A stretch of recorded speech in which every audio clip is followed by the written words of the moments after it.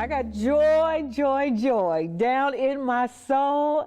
And it's a good day. It's a good day here on Joy in Our Town. And I'm your host, June Rochelle. And today our guests are Sven Schumacher and Brady Gerganos. Thank you so much for joining us. Thank you, June. Now, we talk about some serious subjects. We talk about uplifting subjects. We talk about things that need to be talked about. And today, we're going to talk about a subject that is very, very troubling in our state, in the country, and in the world. Absolutely. But I know, if you know the God I know, that any problem that's out there, God is going to provide a solution. So Brady and Sven, today we're going to talk about trafficking, human trafficking. Human trafficking, especially of young people. Of young people. You know, especially of young people. And we were ourselves amazed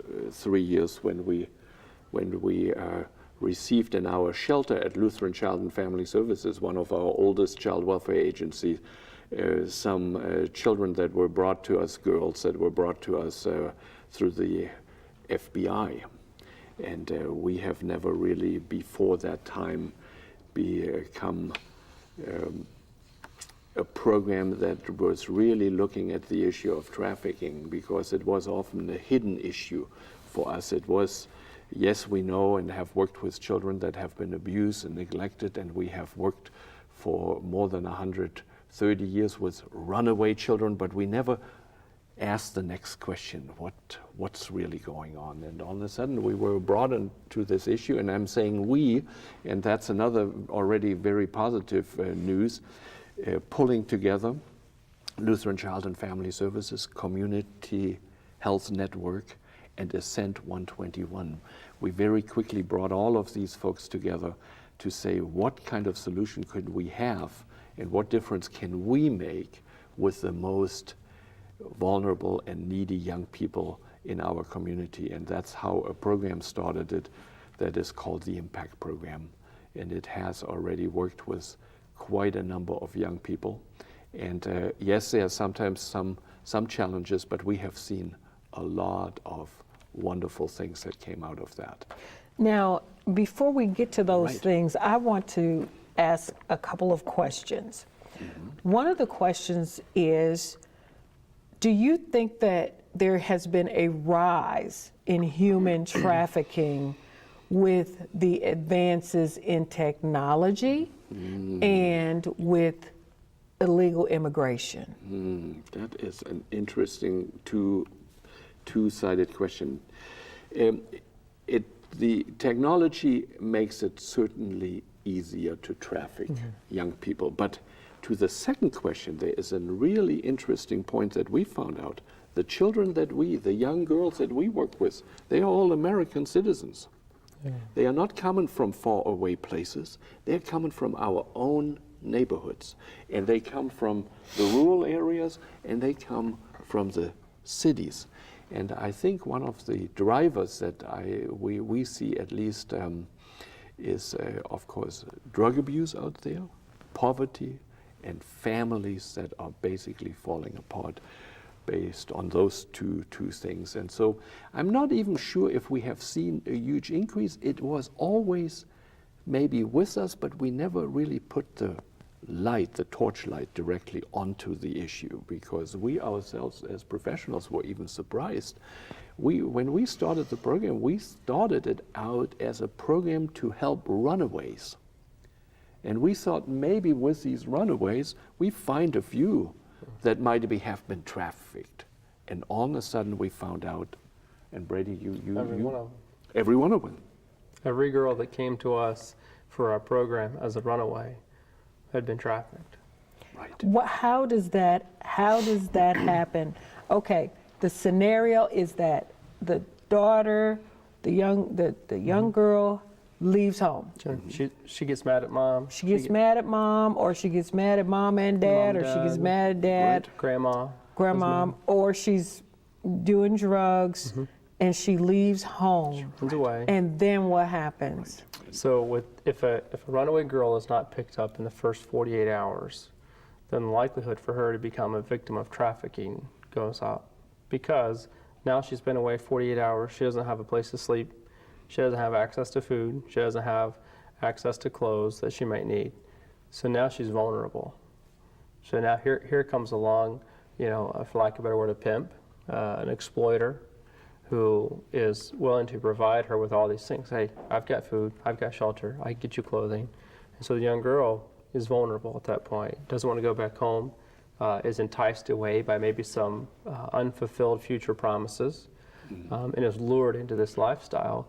And then once she gets in, she's either trapped, kept, forbidden from leaving, or two, she's torn mentally as to, why would I want to leave this? Look what all I have. Yeah, I have to do these things, but why would I want to leave? I have food and shelter and this quote unquote unconditional love, which we know it isn't, versus going back home to get into an argument again with mom or dad.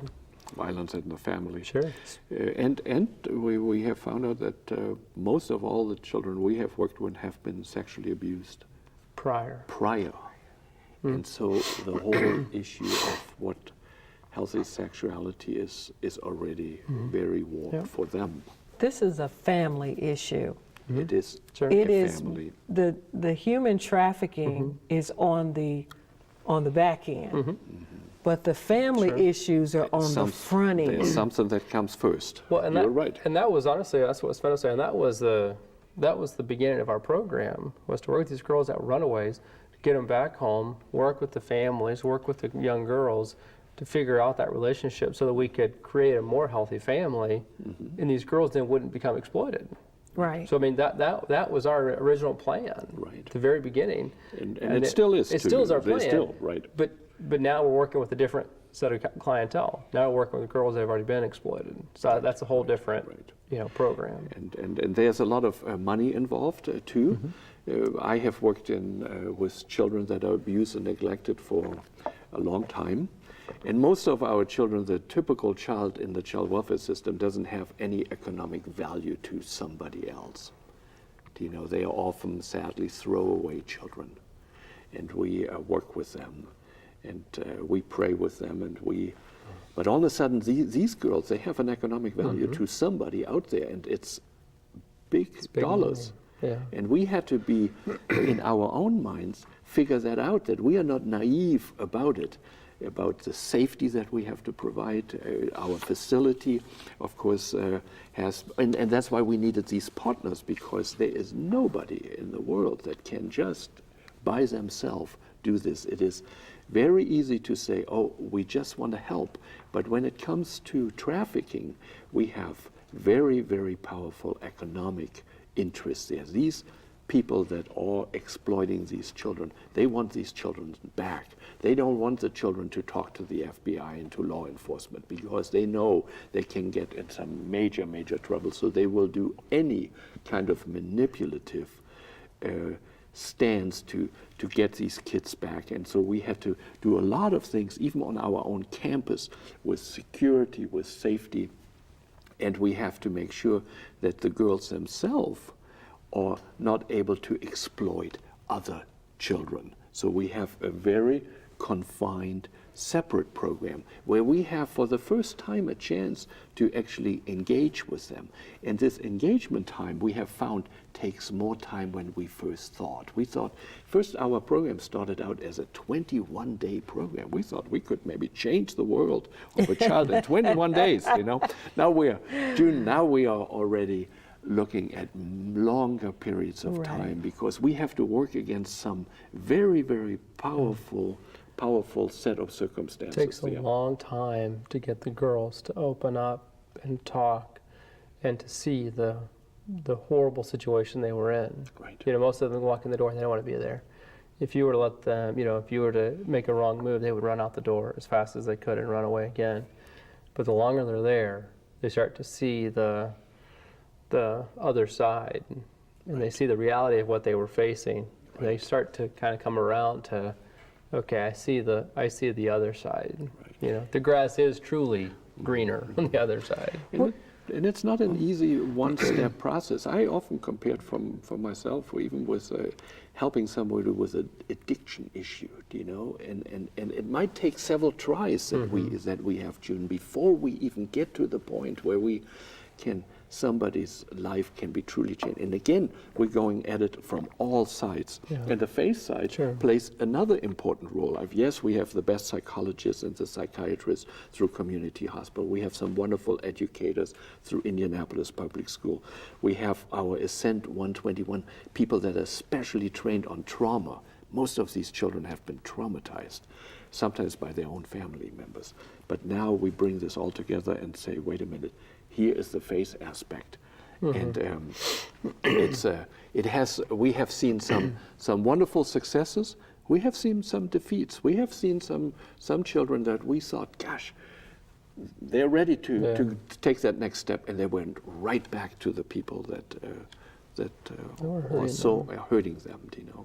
Well, you know, from what you're telling me, though, that your services, this impact program, is a haven of hope. Yeah. Absolutely. Yeah. Absolutely. So there is going to be a distinction between what people are doing and saying in the world and then what the experience is when they come to your organization. Exactly. So that means that there's hope. Absolutely. And hope maketh not ashamed. Right, exactly. And suffer the little children and forbid them not, for such is the kingdom of heaven. And so even though, you know, because many of them are probably 18-year-olds or 19-year-old bodies, but 2-year-old or 8-year-old mentalities. When you're finding and locating where they are and helping. But we know by faith, we walk by faith and not by sight. And even though they may leave and may take that course, we never know along the way who else God is sending.